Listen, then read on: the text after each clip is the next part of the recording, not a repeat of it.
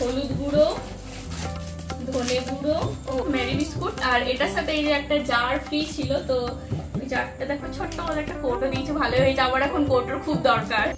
Hello everyone, good morning. কেমন আছো তোমরা সবাই? আশা করি সবাই খুব ভালো আছো। Welcome back to my channel. আমি স্মৃতি। আজকে হলো স্যাটারডে, শনিবার মানে উইকেন্ড। আর উইকেন্ডে আমার চাপটা একটু কম থাকে, কাজের বলতে রান্নার চাপটা কম থাকে।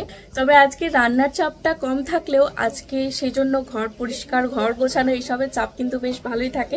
কারণ সারা সপ্তাহ জুড়ে তো টুকটাক করে করতে থাকে, কিন্তু এই শনি রবিবার করে চাদর পাল্টানো, ঘরটা ভালো করে ডিপ ক্লিন করা, এইসব আমি করার চেষ্টা করি।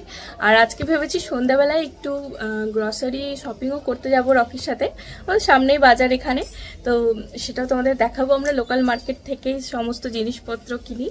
চলো আজকের ব্লগটা শুরু করছি এখান থেকে। তো আমি সকালে উঠেই সবার প্রথম যেটা করি সেটা হলো ঠাকুরের জায়গাটা পরিষ্কার করে দিই। কারণ সন্ধে দেওয়া হয়, এই প্রদীপটা যেরকম কালি পড়ে থাকে, ধূপের ছাই, এই সবগুলো ফেলে তারপর আমি ঠাকুরের কাজটা একটু মুছে দিই। আর সকাল সকাল দেখবে ঠাকুরের কাজ করলে মনটাও ভীষণ ভালো থাকে, তাই আমি এটাই সবার প্রথম করি।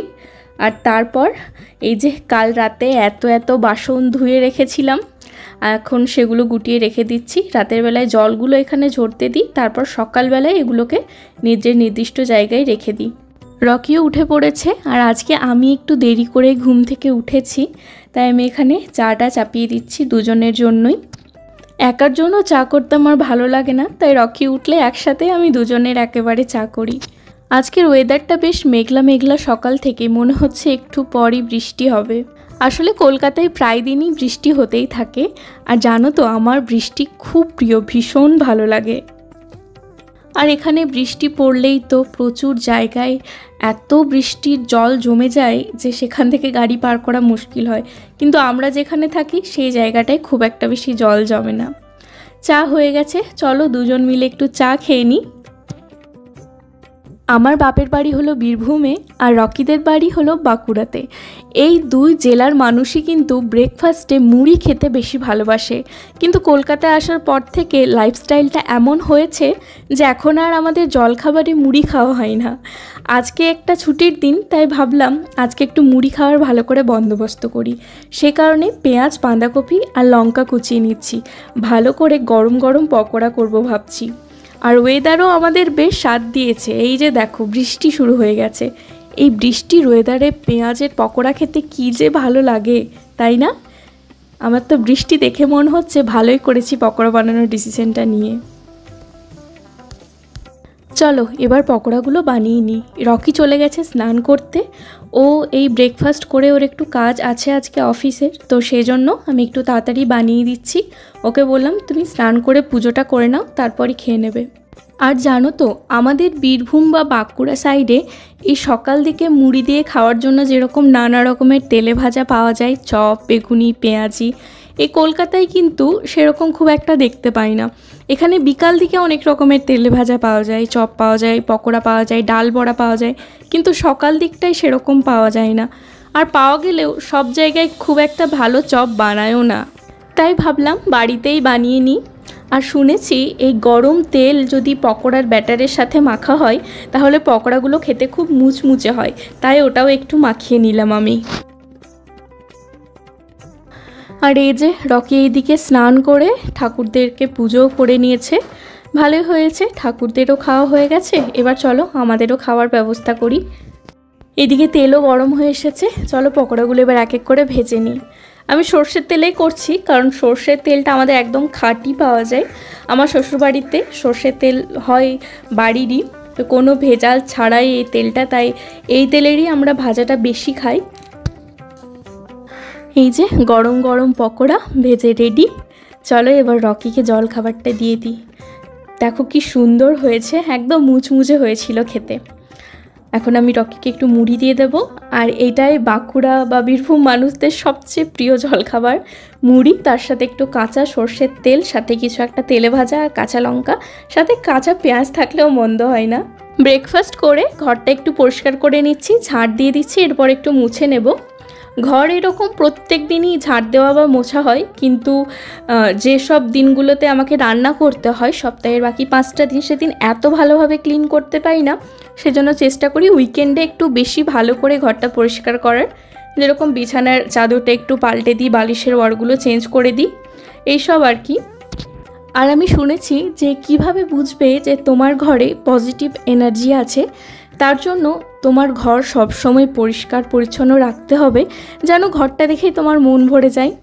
সাথে তোমার বাড়িতে যদি কোনো লিভিং প্ল্যান্ট আছে, মানে যে গাছের প্রাণ আছে, জীবন্ত গাছ, সেই গাছগুলো যদি ভালোভাবে বড় হয়, বা তোমার বাড়িতে গেস্টদের এসে যদি ভালো লাগে, তাহলে জানবে যে তোমার ঘরে পজিটিভ এনার্জি আছে। তাই আমি সবসময় চেষ্টা করি একটু ঘরটা পরিষ্কার রাখার। বা আমার এই যে ছোট্ট একটা তুলসী গাছ, এটাকে আমি রোজ স্নান করে একটু জল দিয়ে বাঁচিয়ে রাখি। আমার স্নানও হয়ে গেছে, স্নান করেই তুলসী গাছে জল দিয়ে নিলাম। এইবার খাবারের জোগাড় করার পালা, মানে দুপুরের খাবার। যেহেতু আজকে বাইরে বৃষ্টি পড়ছে আর আজকে শনিবার, তাই আমি সকাল থেকেই ভেবেছিলাম যে আজকে একটু খিচুড়ি করলে মন্দ হয় না। সে কারণে যেমন ভাবা তেমন কাজ, আজকে খিচুড়ি করছি। এখানে আমি মুগ ডালটা প্রথমে একটু ভেজে নিয়ে তারপর ধুয়ে নিয়েছি, আর মুসুর ডালও ধুয়ে নিয়েছি। এরপর হাঁড়িতে একসাথেই চাল আর ডাল সেদ্ধ করতে দিয়ে দিচ্ছি। খিচুড়ি অনেক রকম পদ্ধতিতেই হয়। আমার মাও খুব ভালো খিচুড়ি বানায়, আর আমার শাশুড়ি মাও খুব ভালো খিচুড়ি বানান। তো আজকে আমি একটু শাশুড়ি মার প্রসেসেই করার চেষ্টা করছি। আমার শাশুড়ি মা পেঁয়াজ রসুন দিয়ে, মানে আমিষ খিচুড়ি খুব ভালো বানায়, আর আমার মা নিরামিষ খিচুড়ি দারুণ বানায়। তো আজকে আমি আমিষ খিচুড়ি বানাচ্ছি পেঁয়াজ রসুন দিয়ে। এইদিকে আমি যে সবজিগুলো আমার বাড়িতে ছিল, কুমড়ো, আলু, বাঁধাকপি, সব কিছু একটু ভেজে নিচ্ছি। সাথে একটু গাজর ছিল, ওটাও দিয়ে দিয়েছি। ওইদিকে চাল ডালটা একটু সেদ্ধ হয়ে গেছে। এবার খিচুড়িটার মধ্যে একটু পরিমাণ মতো নুন দিয়ে দিচ্ছি।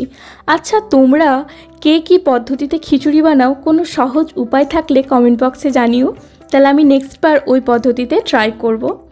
একটু হলুদ দিয়ে দিলাম। আর এই দিকে দেখো সবজিগুলো আমার ভালোভাবে ভাজা হয়ে গেছে, একটু 5 ফোড়ন দিয়ে ভেজে নিয়েছিলাম। এরপর এটাকে খিচুড়ির মধ্যে দিয়ে একসাথে ভালো করে মিক্স করে দেব।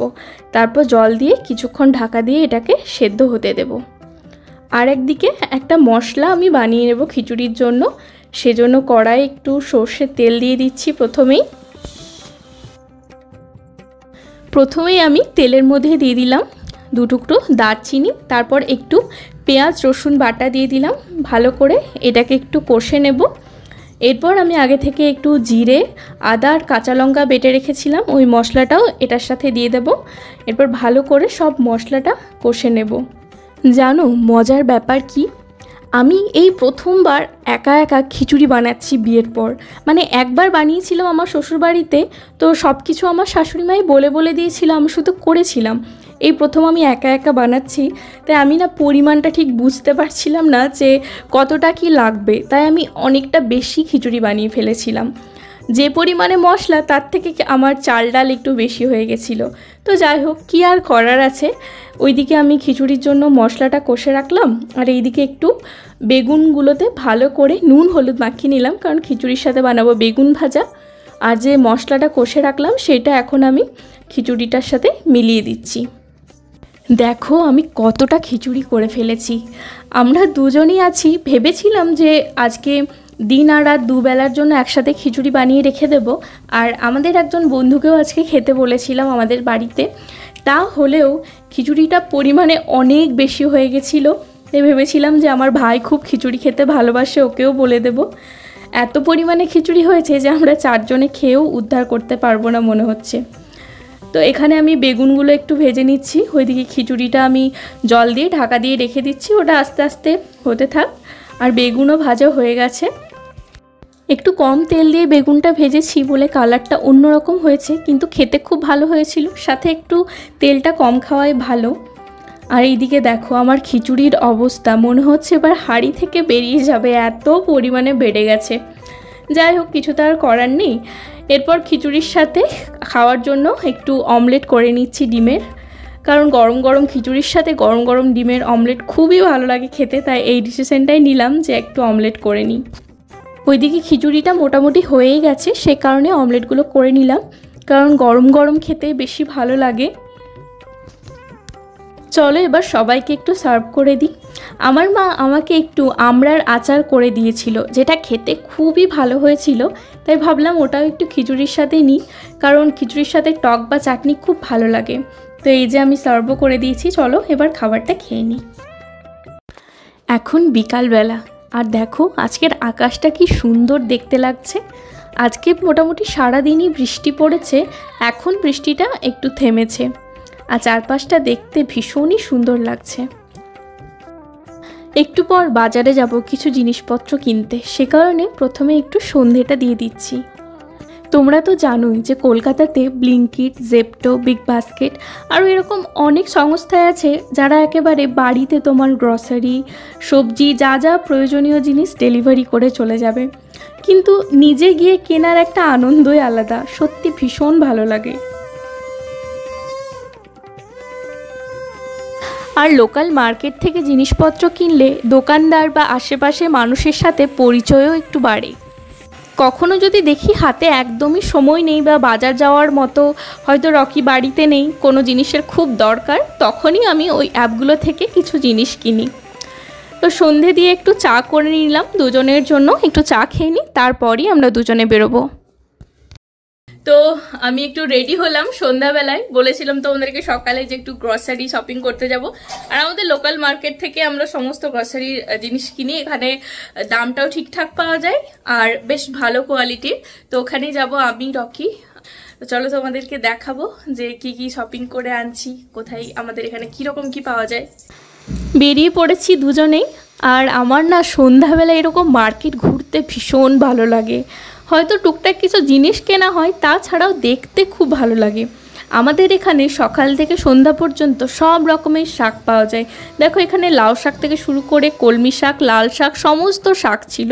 আর সবজির বাজারও খুব ভালো, একটু সামনে এলেই টাটকা টাটকা নানা রকমের সবজি পাওয়া যায়। দামও যে খুব বেশি তা না, রিজনেবল প্রাইসের মধ্যেই পাওয়া যায়, যেগুলো ওই অ্যাপগুলো থেকে নিলে হয়তো কখনো কখনো সামান্য একটু বেশি দাম পড়ে।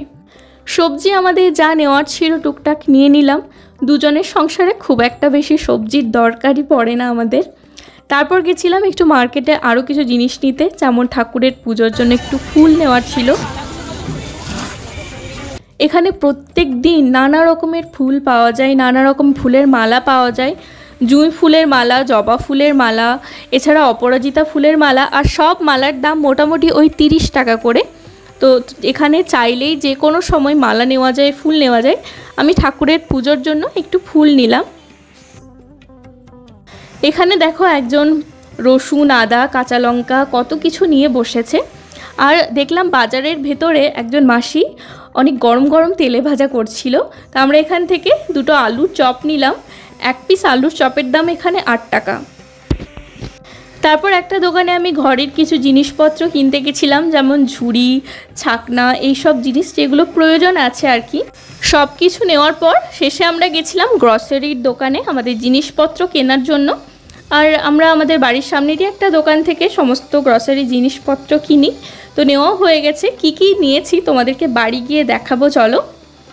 অনেক জিনিসই নেওয়া হয়েছে, আমাদের অনেক দিন চলে যাবে। তো আমরা গ্রসারি শপিং করে চলে এলাম। আমাদের যা যা দরকার আর কি, দুজনের সংসারে আমাদের খুব কম জিনিসই লাগে আর অনেক দিন করে চলে যায় এক একটা জিনিস। তো কি কি কিনলাম তোমাদেরকে দেখাই আজকে। প্রথমেই তো ঠাকুরের পুজোর জন্য ফুল কিনলাম, কারণ এখানে মানে ফুল তো আমার এখনো লাগানোও হয়নি, ব্যালকনিতে ভেবেছি লাগাবো, কিন্তু এখানে ফুল পাওয়া যায় কিনতে। তো ফুল কিনলাম, এটা 20 টাকার ফুল এখানে। আর যেগুলো কিনেছি, এই যে ময়দা কিনেছি একটু, আমাদের দুজনের জন্য এই ময়দাটাই যথেষ্ট। আর চা পাতা,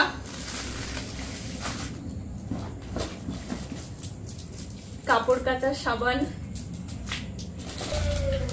আর এই যে একটু সিমুই নিয়েছি, যদি কখনো সিমুইয়ের পায়েস খাবার একটু ইচ্ছে হয়। আর আমাদের এখানে তো এখনো কোনো লিকুইড দুধ নেওয়া হয় না, আর প্যাকেট দুধের থেকে আমাদের এটাতেই চা করতে বেশি সুবিধা হয়, কারণ এটা নষ্ট হয়ে যায় না সহজে। যদিও ফ্রিজ আছে, কিন্তু তাও এই আমুলিয়াটা দিয়ে চাও খুব ভালো হয়, তো এটাই আমরা ইউজ করি। আর এই যে জিরে গুঁড়ো, হলুদ গুঁড়ো, ধনে গুঁড়ো, ও আগে জিরে গুঁড়ো 2 প্যাকেট দিয়ে দিয়েছে। দুটো দিয়েছে 50-50 করে। আমার তো একটা নিলেই হতো। ঠিক আছে, সব 2 প্যাকেট করে দিয়ে দিয়েছে, 1 প্যাকেট করে বলেছিলাম। যাই হোক, এগুলো 2 প্যাকেট করে দিয়ে দিয়েছে, আমাদের অনেক দিন চলে যাবে। তো জিরে গুঁড়ো, ধনে গুঁড়ো, হলুদ গুঁড়ো ছিল। আর নিয়েছি এই যে এই বিস্কুটটা নিয়েছি, ম্যারি বিস্কুট। আর এটার সাথে এই যে একটা জার ফ্রি ছিল, তো ওই জারটা দেখো ছোট্ট মতো একটা কৌটো দিয়েছে, ভালো হয়েছে। আমার এখন কৌটোর খুব দরকার, এই কৌটোটা ফ্রি দিয়েছে। আর একটু সুজি নিয়েছি। আর এই যে বাপুজি কেক, আমার খুব খুব ফেভারিট। আর এই কলকাতাতে এসে আমি দেখেছি প্রায় সব দোকানে বাপুজি কেক পাওয়া যায়, একদম অরিজিনাল যে বাপুজি কেক হয় সেটাই। আর এই যে কালো জিরে। আর কয়েকটা জিনিস আমি কিনেছি, তোমাদেরকে দেখায়। ও আরেকটা আছে, এই যে গরম মশলা, গোটা গরম মশলা। আর আমি একটা দোকান থেকে এই ছাকনাটা কিনলাম। এটা কোনো কিছু চালতে খুব ভালো হয়, আর কেক টেক বানানোর জন্য তো এটা খুব দরকারি থাকে, যারা কেক বানাও তারা জানবে। আর এই যে দেখো, এই ট্রেটা কিনলাম, ছোট্ট বেশ সুন্দর দেখতে ট্রেটা। আর আমার কাছে কোনো ট্রে ছিল না, সেজন্য এইটা কিনলাম। আর আমি কিনেছি কয়েকটা টিপের পাতা, এগুলো কিনেছি, ব্যাস। তো আজকের ভিডিওটা এখানেই এন্ড করছি। সারাদিন তো তোমাদের সাথে শেয়ার করলামই। আর আজকে রাতের আমার ডিনারের চাপ নেই, ওই সকালে খিচুড়ি বানিয়ে দিয়েছি, ওটাই আছে। আর তারপর এই যে কেক এসব নিয়ে এলাম, এগুলো একটু টুকটাক খাবো। আজকের ভিডিওটা তোমাদের কেমন লাগলো কমেন্ট করে অবশ্যই জানিও। আমার এখানের ব্লগগুলো দেখতে কেমন লাগছে তোমরা জানালে আমার খুব ভালো লাগবে। আর আমি আজকে একটা ভিডিও পোস্ট করেছি, তোমরা অনেকে ওখানে খুব ভালো ভালো কমেন্ট করেছে, তার জন্য থ্যাংক ইউ। আমি চেষ্টা করব রেগুলার এরকম একটা করে ভ্লগ দেওয়ার। এই ভিডিওটা ভালো লাগলে একটা লাইক করে দিও, আর নতুন হলে প্লিজ আমার চ্যানেলটাকে সাবস্ক্রাইব করে দিও। দেখা হবে নেক্সট ভ্লগে। সবাই খুব ভালো থেকো, সুস্থ থেকো। আজকের মতো টাটা, গুড নাইট।